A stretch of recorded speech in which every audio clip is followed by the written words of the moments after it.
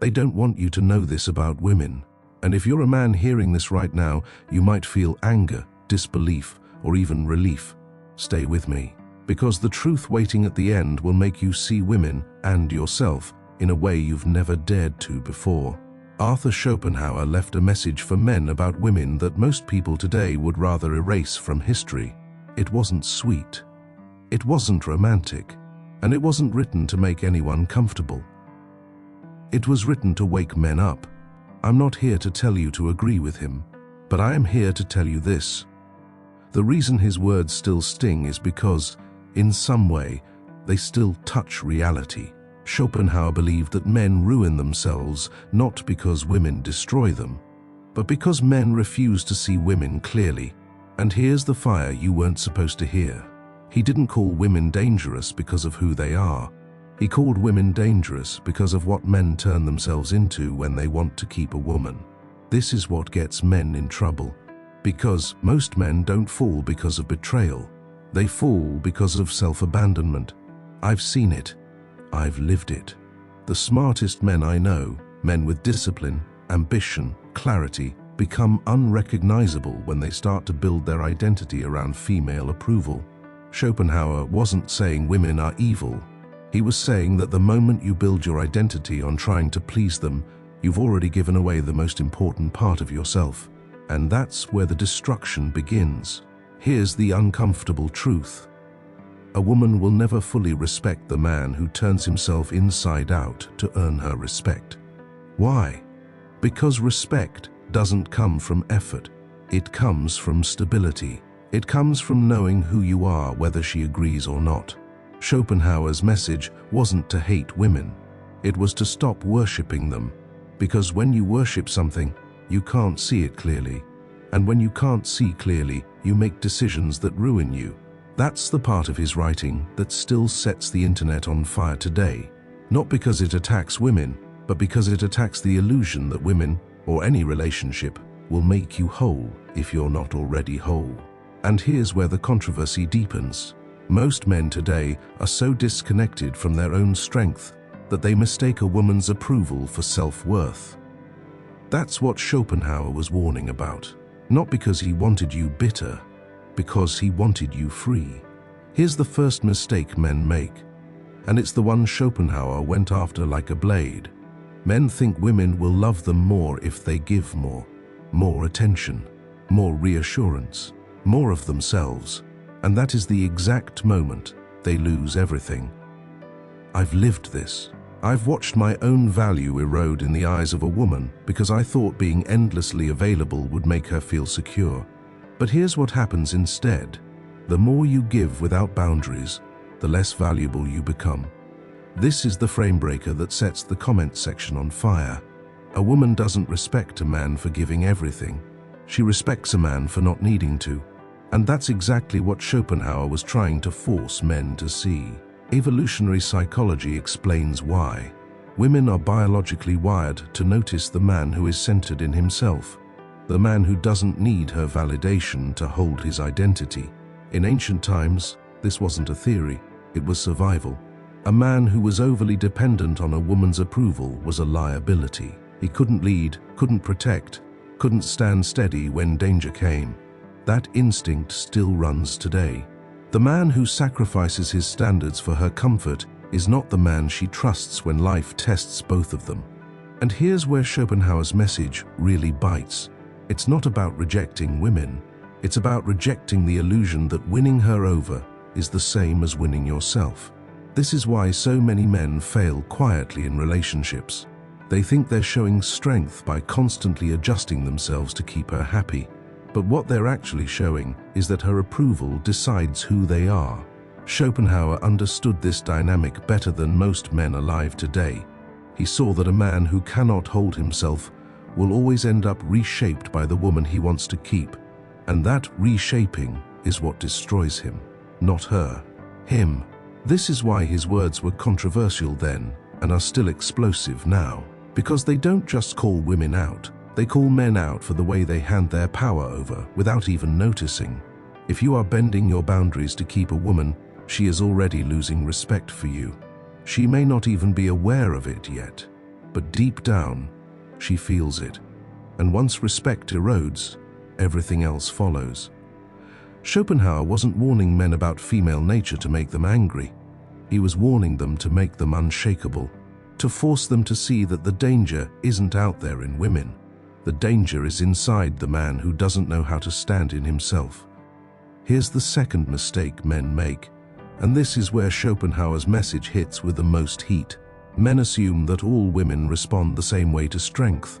They think that as long as they show confidence and direction, every woman will respect it. But here's the uncomfortable truth. Schopenhauer wanted men to face, not every woman will honor your strength. Some will try to drain it. And the men who ignore this reality are the ones who get destroyed the fastest. This is where the toxic woman warning comes in. A grounded woman will respect a man who holds his frame. She will test it, yes, but ultimately she values it. A toxic woman? She will see your strength as a challenge to break. I've lived this. I've had women in my life who admired my self-control at first, and then made it their mission to pull me out of it. They tested me not to see if I was strong, but to see if I could be bent. And here's the part most men don't want to admit. Once a toxic woman realizes you are bending for her, the game changes. She will push harder. She will erode your standards slowly. She will reshape you into a man who no longer looks like the man she was attracted to in the first place. Schopenhauer saw this pattern centuries ago. He warned that the man who enters a relationship blind to a woman's true nature, her healthy parts and her destructive parts, is entering a battle he's already losing. And here's what makes this fire in today's context. Men today are more emotionally dependent than ever. They've been told that unconditional acceptance is strength. But unconditional acceptance without boundaries is weakness. A toxic woman doesn't need to scream or manipulate aggressively to destroy you. All she has to do is keep pulling at the edges of your boundaries until you're standing in a life you don't even recognize as your own. I've seen men wake up years later wondering why they feel so disconnected from themselves. They think it happened suddenly. It didn't. It happened in small moments. Each time they traded self-respect for temporary peace. And here's where Schopenhauer's message forces men to face themselves. A woman can only erode your strength if you allow it. A man who keeps his center cannot be reshaped against his will. That's why this message makes people angry, because it shifts the responsibility back to the man. Not to blame him, but to free him. The wrong woman will drain a weak man dry. The right man will never give her the opportunity. Schopenhauer's warning wasn't meant to make men avoid women. It was meant to make men impossible to move off their center, no matter the woman. This is where most men misunderstand both him and the masculine-feminine dynamic. They hear about holding frame and think it means becoming cold, distant, and unfeeling. I've made that mistake myself.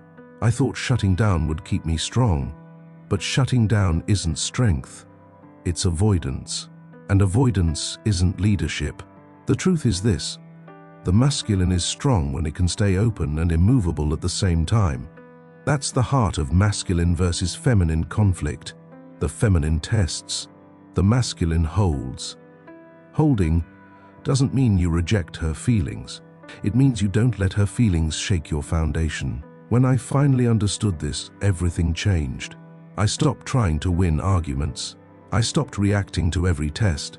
I started leading by staying calm in myself no matter what she brought into the space. This is what I call emotional tone mastery.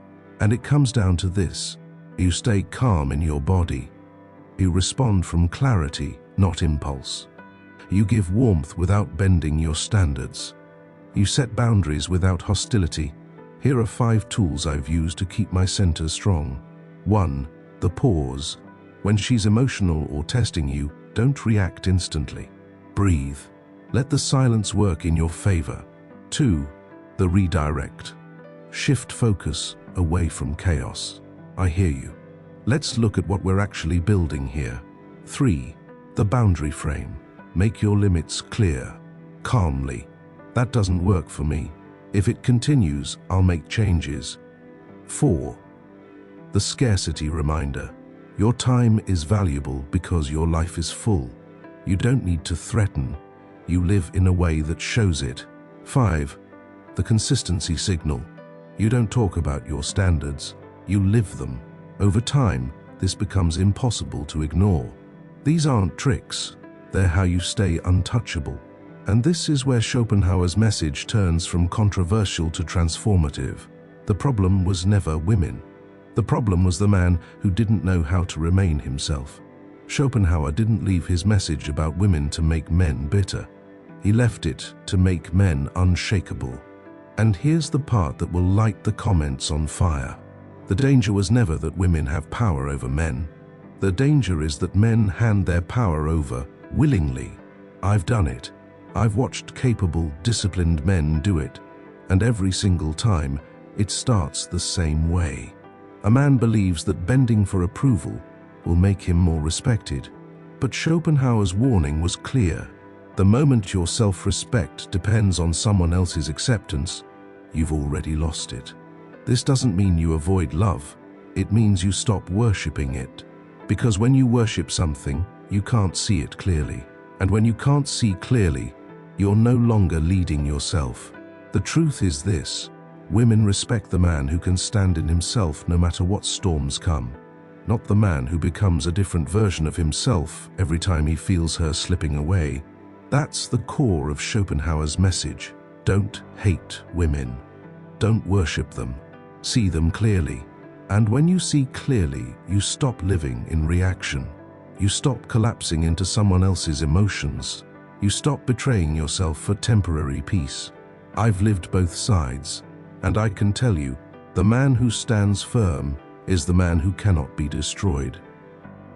If you take anything from this, take this. No woman can ruin you without your permission, and no woman can save you if you refuse to stand in your own strength.